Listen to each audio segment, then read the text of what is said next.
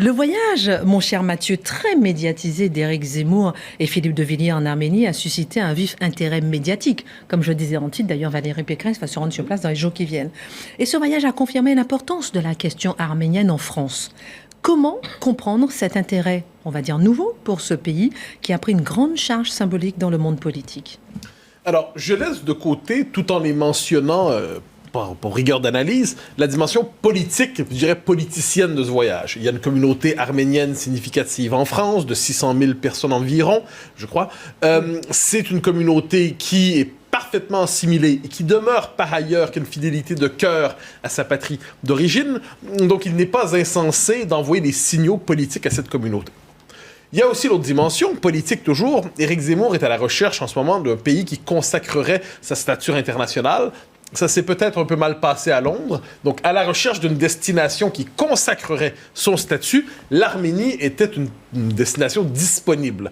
Plus encore, et là, c'est là qu'on rentre dans l'essentiel, dans le cœur du sujet, en se rendant en Arménie avec Philippe de Villiers, c'est un pays qui a une charge symbolique très particulière, non seulement pour la France, mais plus particulièrement pour les droites françaises, la droite française peut-être plus largement, qui voit dans ce pays, donc une nation martyre, un pays martyr, nous le savons, mais un pays qui est le symbole à certains égards du monde, du choc des civilisations, dis-je, dans lequel nous entrons.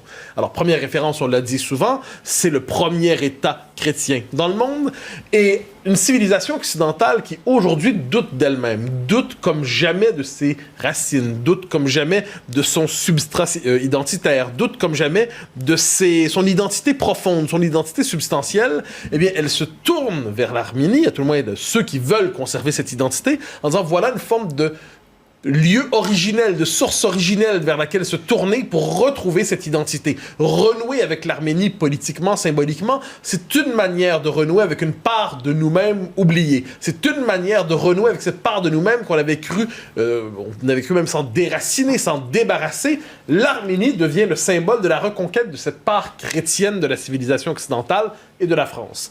S'ajoute à cela, dans le contexte qui est le nôtre, nation assiégée, nation à l'échelle de l'histoire persécutée, nation qui est à la frontière même du choc avec l'islam, pour ceux qui croient qu'il y a ce fameux choc des civilisations.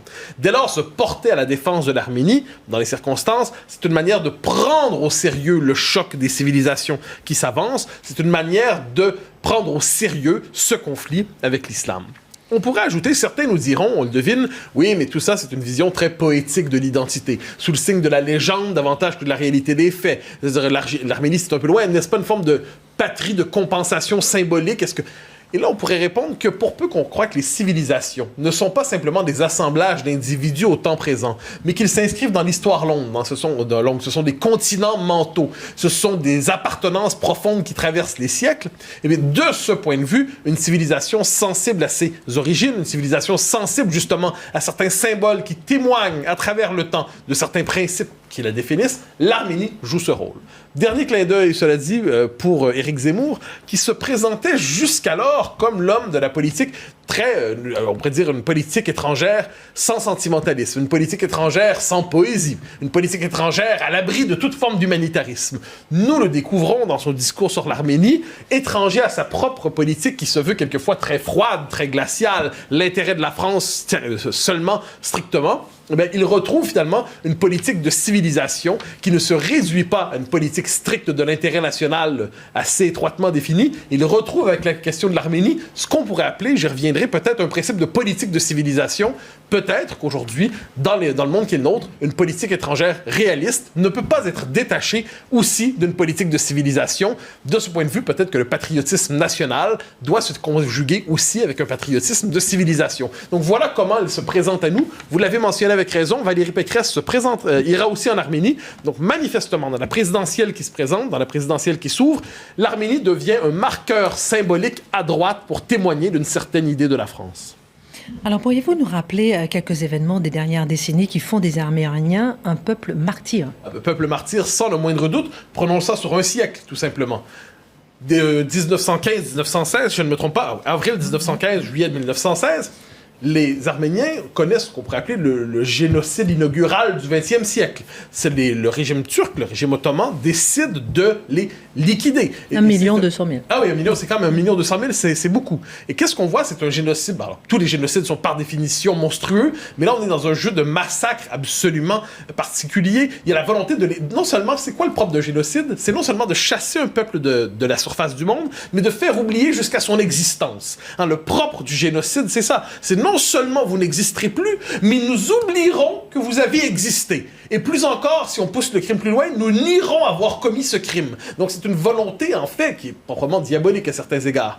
Alors, qu'est-ce qu'on voit? Le génocide arménien est l'acte inaugural, à certains égards, de la politique génocidaire du XXe siècle.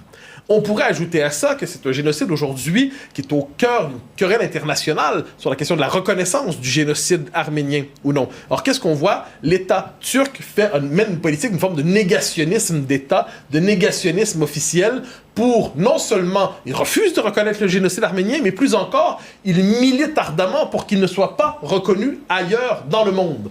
Donc, ce qu'on voit, c'est que c'est le peuple, oui, un peuple martyr du XXe siècle, sans le moindre doute. Mais on peut ramener jusqu'aux années présentes, en fait, pour voir la situation de l'Arménie aujourd'hui. Alors, après l'indépendance, début des années 90, quand l'URSS s'effondre, l'Arménie donc fait son indépendance, mais un petit bout de territoire, le Haut-Karabakh, qui était lié à l'Azerbaïdjan, qui avait été détaché dans des espèces de politiques où Staline redessinait les cartes des pays et ainsi de suite pour éviter quelquefois qu'un peuple soit concentré en un seul territoire. On prenait une partie de peuple, on le collait avec une autre république pour empêcher une conscience nationale de surgir en Union soviétique. Mais qu'est-ce qu'on voit? C'est un peuple qui, donc les Arméniens du Haut-Karabakh, depuis le début des années 90, ont proclamé leur indépendance, qui n'a jamais été reconnue. Ce qu'ils veulent, c'est être rattachés à l'Arménie. Autrement dit, on veut revenir dans notre pays, on veut réunifier notre peuple en un seul pays. Je ne vais pas dans le détail à travers tout ça. Je mentionne simplement... On a eu l'occasion en plus d'en parler avec Dimitri à plusieurs reprises. Ouais. C'est vrai que c'est important. Ah ben c'est fondamental. Ouais. Et je reviens sur les dernières années, en fait, sur les 2 dernières années. L'Azerbaïdjan, pays musulman, a voulu véritablement casser, appelons ça comme ça, le Haut-Karabakh, une forme de guerre d'agression, sans le moindre doute, guerre territoriale, mais guerre territoriale qui est aussi guerre de civilisation, à tout le moins c'est ainsi perçu. Et il y a une forme de lâcheté à certains égards des Occidentaux qui consiste à dire on ne s'en mêle pas, on ne prend pas parti ni d'un côté ni de l'autre. Autrement dit, on ne tranche pas entre l'agressé et l'agresseur. Et ce que l'on voit, c'est qu'il y a aujourd'hui une véritable, on pourrait dire, c'est la reconduction malheureuse du statut de peuple martyr pour les Arméniens, qui se cherchent d'ailleurs un protecteur sans nécessairement le trouver, peut-être vers Moscou. Et ça nous rappelle, surtout au Karabakh, ça nous rappelle de ce point de vue que les peuples abandonnés se cherchent quelquefois des protecteurs, quels qu'ils soient. Élargissons la réflexion. À travers cela, mon cher Mathieu, on semble aussi trouver la trace des chrétiens d'Orient. Ah oui, ben voilà, c'est-à-dire quand on a une politique qui se dégage justement d'une vision trop étroite, trop étroite de l'identité, mais trop étroite aussi de l'intérêt national, on constate que la question des chrétiens d'Orient s'est réimposée dans la politique occidentale depuis 10-15 ans environ. Pourquoi? Parce que fondamentalement, si le christianisme a trouvé en Europe le terreau pour devenir civilisation, son berceau, évidemment, c'est le Proche-Orient. On dit le Moyen-Orient en Amérique du Nord, mais c'est le Proche-Orient. Or, qu'est-ce qu'on voit?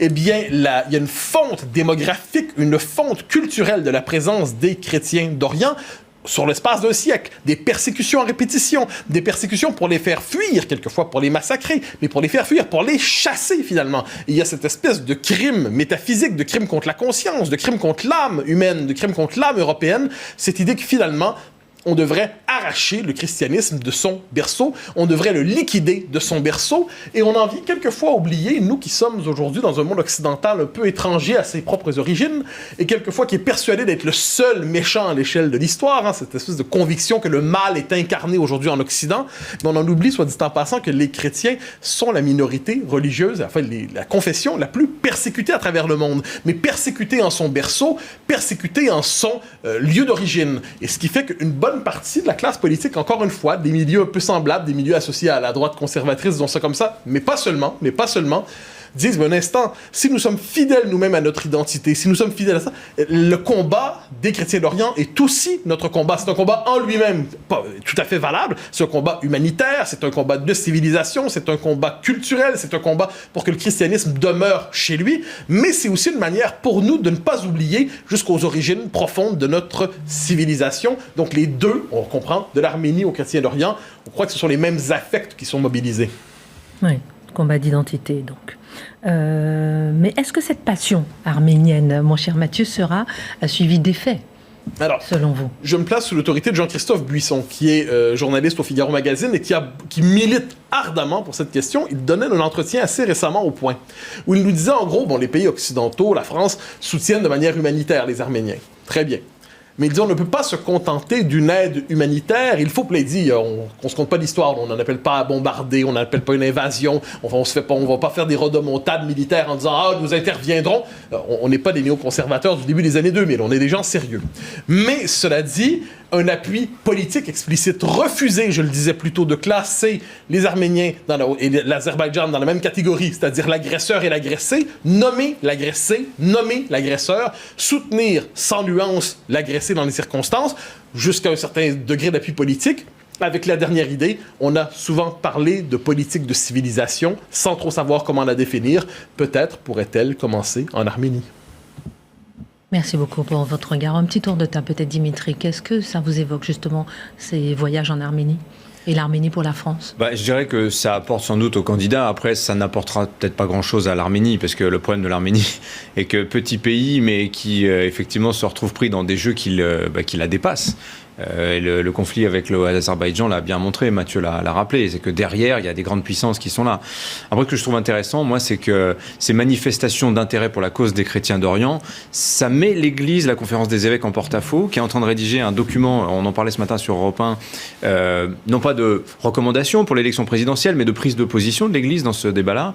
Et alors, pour qui l'Église voterait-elle ? C'est compliqué, entre un Éric Zemmour, une Valérie Pécresse qui montre des signes d'intérêt comme ça, Emmanuel Macron qui affiche sa proximité avec le pape, mais qui fait voter la loi sur la PMA, compliqué. En tout cas, les 600 000 Français arméniens qui vivent en France, ils sont heureux. Oui, ils sont sensibles au fait que quelqu'un s'intéresse à cette cause qui a été quand même très largement oubliée et qui est très largement oubliée parce qu'il y a beaucoup de gens qui sont très gênés par cette question. En face, il y a évidemment la question de la Turquie. On sent bien que et tout le monde à fleur de peau, comme vous dites. Oui. Quand il y a la question de la Turquie au milieu.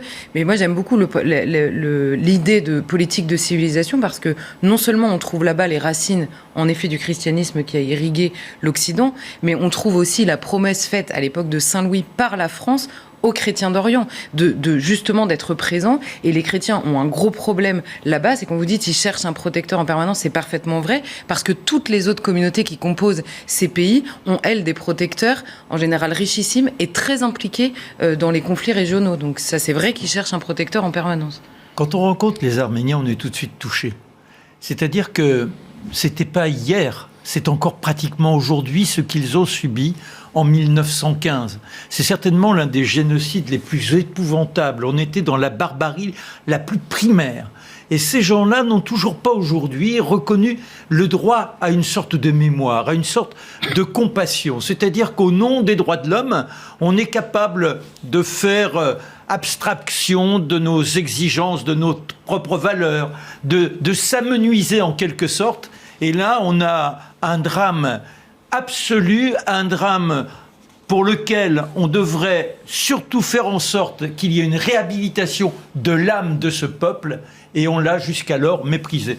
Et je dirais que ce qui est un peu dommage, c'est qu'on a Éric Zemmour qui se propulse, et aussitôt, on voit l'exploitation qui est faite de ça. On n'est plus là vraiment dans cette adhésion, dans un désir vraiment de rendre hommage à ce peuple et de faire en sorte qu'il soit dans une réhabilitation morale, mais on cherche l'exploitation personnelle.